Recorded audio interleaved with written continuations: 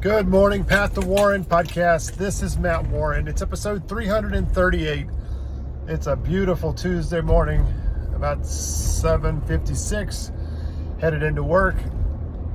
I wanted to share with you, we had two cases that came in and we got word that the LOA and the retainer are on the way in. I wanted to share with you a little tip that I shared recently with our newest fire protection engineer. She had talked to this client last week, and he seemed interested in her work or in hiring her on this case. So she got the information for a conflict check, and we sent the client a letter of agreement and the retainer request of $2,000. Well, here it is Monday, and she asked me what she should do because the client emailed her Sunday night wanting to meet and talk with her on Monday, not meet yet, but just talk with her on Monday. And she's like, she was asking, I haven't gotten the letter of agreement back, and I haven't gotten the retainer check. So what should I do? Should I talk with him? And I said, yeah, in this situation, yes, this is a major, large loss. And he is obviously liked what he heard the first time, but he probably has thought about some things that you've said, and he wants to ask you some more questions. He might have some more information. And I said, but what I would do is I would just provide value. I said, provide as much value as you can on the phone. And she was like, oh yeah, that's a good idea.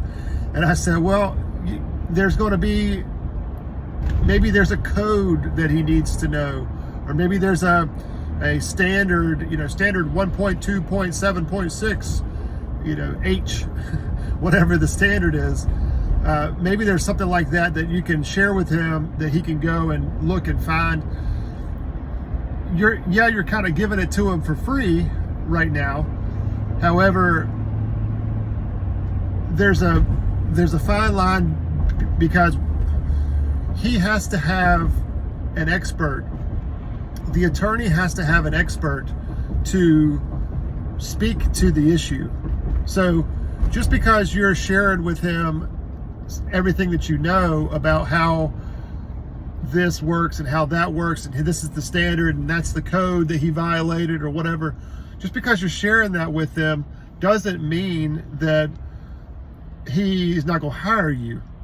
So my dad told me this story one time. He said, whenever you go to the doctor, he's not going to hold back information. The doctor is going to sit there and say, yeah, when I do this surgery, this is what I'm going to do. I'm going to go right here and I'm going to cut, and I'm going to cut right here, and I'm going to pull this back, and I'm going to sew this up right here, and I'm going to put this in there, and I'm going to put that over there, and I'm going to move this out of the way, and then I'm going to put you on this medicine and this medicine. And he shares everything, all the steps that he's going to do, and everything that he knows about the issue, he's going to share with you. And when it comes time for the surgery, what are you going to do? You're going to still call the doctor. You're going to go to the doctor and get the surgery.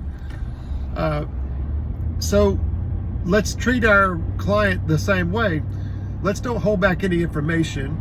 Let's share with them everything that we know about the case or the situation, and don't hold back anything. We used to have a person working with us who was hesitant about sharing how he takes photos of his cars. He does car wreck cases. We call it collision reconstruction. And he was hesitant on sharing how he takes photos. He starts on the left side, then he goes to the front, then he goes to the right side, then he goes to the back, and then he goes at angles and all the angles of the car.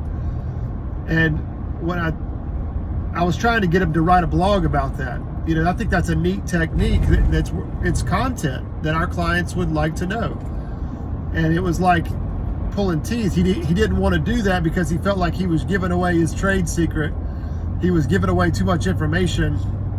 Competitors would find out how he takes photos of cars, and it would, the client could take the photos that way, but that's not the truth.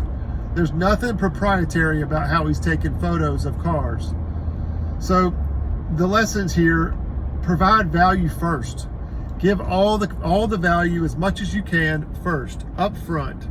That way you're not holding anything back, and the client feels comfortable.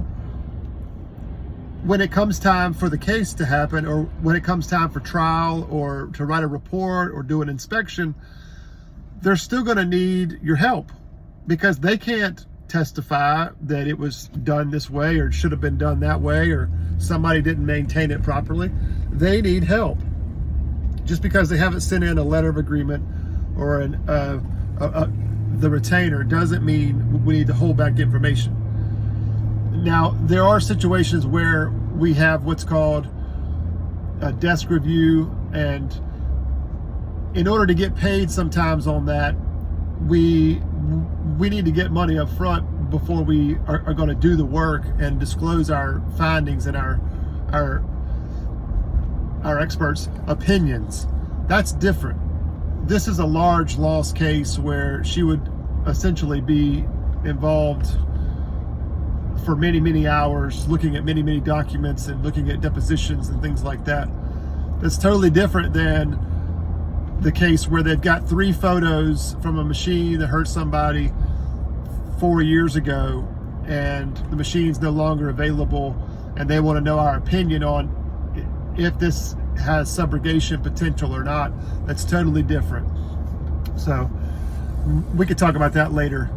But I hope you have a wonderful day. It's going to be a beautiful day today. I had just a great time last night. My wife had dinner plans with some of her old high school friends, and so Maddie and we had a nice little dinner, and after dinner she wanted to go and dance with her new ballet point shoes. She wanted to dance, and she didn't want to get in the shower. She wanted to keep dancing, and I was cleaning up the dishes, and so I just kept saying, Maddie, I'm so proud of your grades. I'm going to give you 10 more minutes, okay? She said, oh, wow, thanks. And she just kept dancing. So just a good time. Life is good today. I hope you have a wonderful day. And remember, as Mama always says, make your contribution. Thanks for letting me share.